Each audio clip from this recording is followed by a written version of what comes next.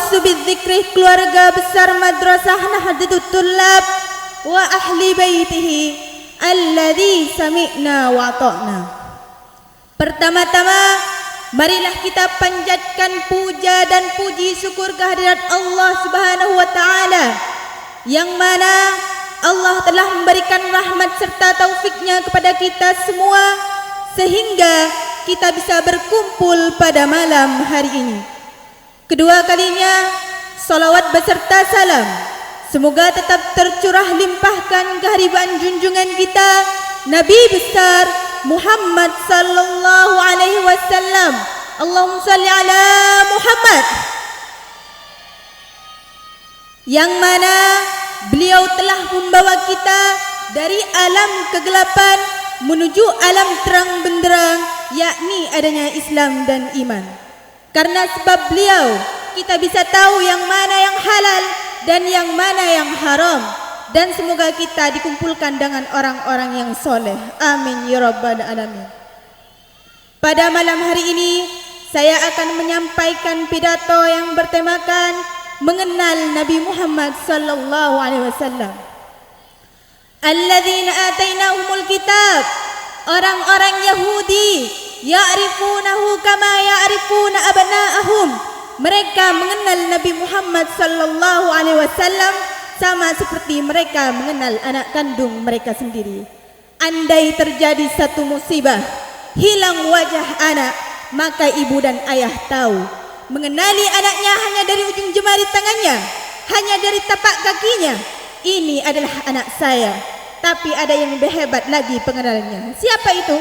Bani Israel mengenal Nabi Muhammad sallallahu alaihi wasallam sebagaimana mereka mengenal anak kandung mereka sendiri. Lalu kemudian masuk Islamlah seorang Yahudi namanya Qusay. Setelah masuk Islam namanya berubah menjadi Abdullah. Nama ayahnya Salam, Abdullah bin Salam. Orang Islam datang bertanya, "Wahai Abdullah bin Salam." Ya. Dalam Al-Quran dikatakan orang Yahudi itu mengenal Nabi Muhammad sallallahu alaihi wasallam seperti mengenal anaknya sendiri. Apakah betul engkau mengenal Nabi Muhammad seperti engkau mengenal anakmu sendiri? Abdullah bin Salam menjawab, "Aku lebih kenal Muhammad daripada anakku sendiri. Aku lebih yakin dia nabi daripada anakku itu anakku." Kenapa demikian? Anakku itu aku katakan anakku, tapi aku tidak sebenarnya yakin. Bisa saja istriku berselingkuh dengan laki-laki lain dan aku tidak tahu. Sedangkan Muhammad itu adalah nabi. Aku tahu karena tanda-tanda yang ada pada dirinya yang disebutkan dalam kitab suci kami. Itulah mengapa ketika sahabat menyambut ramai-ramai di kota Madinah, berawalnya nama kota itu Yathrib, kota banyak penyakit, banyak kuman, banyak wabah. Dirubah Nabi namanya menjadi Al-Madinah, kota Al-Munawwarah berkilau cahaya. Mengintip-intip Abdullah bin Salam dari celah-celah rumah dan pokok kurma. Lalu kemudian setelah itu dia yakin seyakin-yakinnya bahwa ini bukan nabi palsu, dia bukan pembohong dan bukan penipu.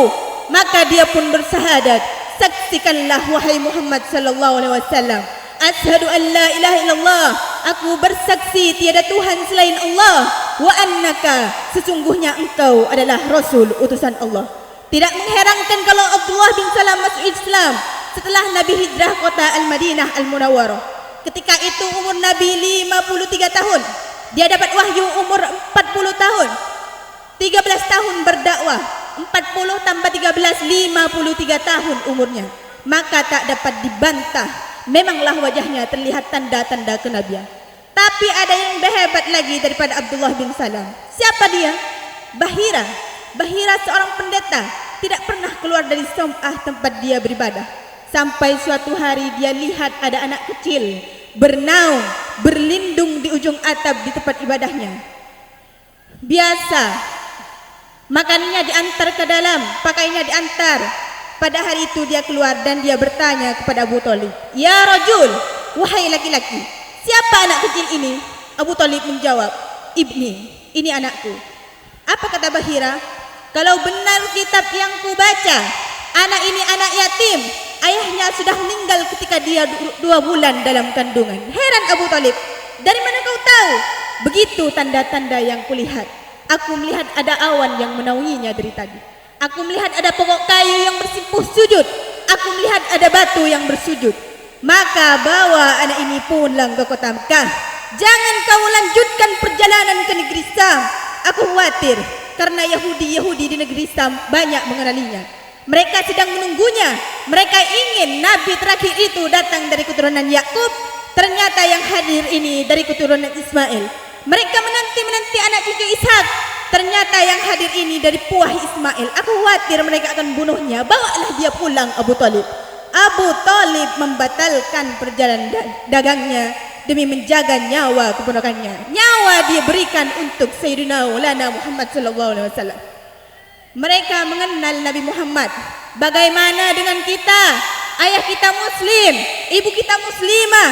Kita tinggal di negeri mayoritas muslim. Apakah anak-anak kita sudah mengenal Sayyidina Maulana Muhammad sallallahu alaihi wasallam?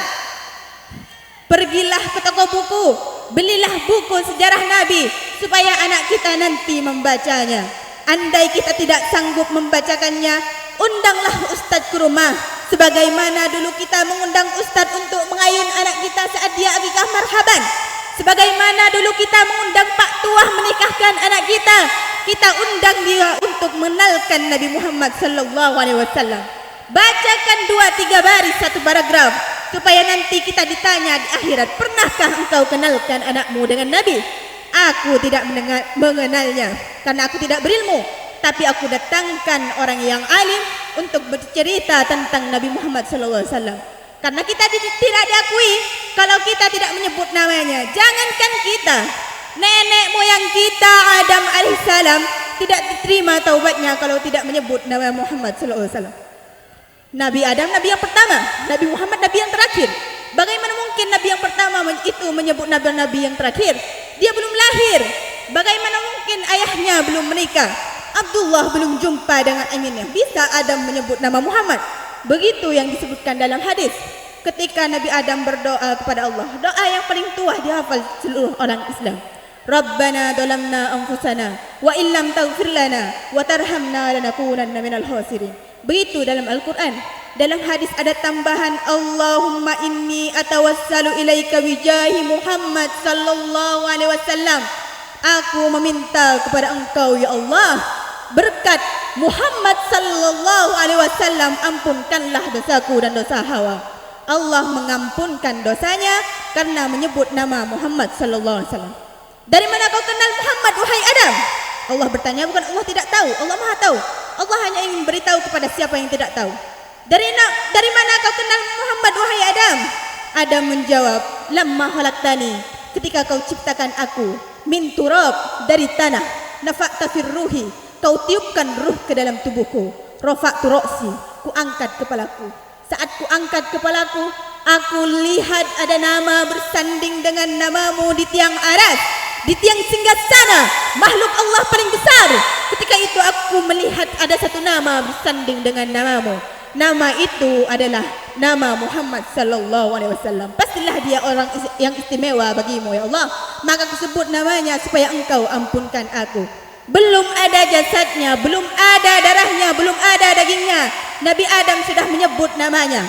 Lalu bagaimana dengan kita? Dia pernah ada di kota Mekah, dia pernah ada di kota Madinah. Hanya saja kita tidak ditakdirkan bertemu dengannya. Tapi dia begitu sayangnya kepada kita. Ketika pelipisnya pecah berdarah, giginya retak dan patah pada perang Uhud, sahabat datang, ya Rasulullah, berdoalah, engkau punya doa mustajab. Nabi-nabi punya doa mustajab. Satu kali doa ada yang telan bumi, satu kali doa ada yang telan angin puting beliung. Berdoalah ya Rasulullah. Apa kata Nabi? Aku tidak akan pakai doa itu. Kenapa tidak kau pakai? Syafa'atan li ummati yaumal qiyamah. Aku simpan doaku itu untuk umatku nanti pada hari kiamat. 1400 tahun yang lalu dia sudah ingat kita. 1400 tahun yang lalu dia sayang kepada kita. Belum lagi jumpa ya kita dengan ibu kita. Dia sudah simpan doa itu untuk kita nanti pada hari kiamat. Apa yang kita lakukan untuk dia? Tak layak mata kita melihat dia. Mata kita penuh dengan dosa. Tak layak tangan kita bersalaman dengan dia. Tangan kita penuh dengan perbuatan maksiat dan dosa. Tapi dia memikirkan kita. Pernahkah kita memikirkan dia? Pernahkah kita memperjuangkan syariatnya? Pernahkah kita makmurkan masjid warisannya? Dia tidak meninggalkan istana yang megah, kursi dari emas. Dia hanya meninggalkan warisan masjid. Orang yang makmurkan masjid bukti cinta kepada Rasulullah sallallahu alaihi wasallam. Dia meninggalkan Al-Qur'an. Sudahkah kita meninggalkan anak-anak yang pandai membaca Al-Qur'an? Pedulikah kita pada guru-guru mengaji di saat terpencil? Kita akan ditanya di hadapan Allah. Yang punya kekuasaan, pernahkah kau tolong syariat Nabi Muhammad dengan kekuasaanmu? Yang punya harta, pernah kau tolong agama Nabi Muhammad ini dengan hartamu? Yang sudah melakukan, bersyukurlah diakui sebagai umat Nabi Muhammad sallallahu alaihi wasallam.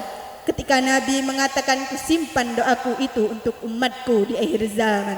Kita memang umat terakhir, badan kita paling kecil, umur kita paling pendek, tapi kita lebih dulu masuk ke dalam surga. Sampai Nabi Ibrahim pun ingin menjadi umat Nabi Muhammad. Nabi Musa ingin menjadi umat Nabi Muhammad. Nabi Isa ingin menjadi umat Nabi Muhammad sallallahu alaihi wasallam. Lau kana Musa hayyan, seandainya Musa itu hidup sekarang, ma wasahu illa yatabi'ani. Dia akan ikut aku, kata Nabi Muhammad sallallahu alaihi wasallam. Kita di akhir zaman ditakdirkan Allah hidup. Jarak kita dengan dia 1444 tahun. Itu bukan kehinaan, itu kemuliaan. Ketika Nabi tegak di atas mimbar, apa kata Nabi? Aku melihat ada telaga. Siapa yang minum telaga itu, dia tidak akan haus. La yasma'u fiha abada. Dia tidak akan haus untuk selamanya. Siapa yang akan minum telaga itu? Kami. Antum ashabi.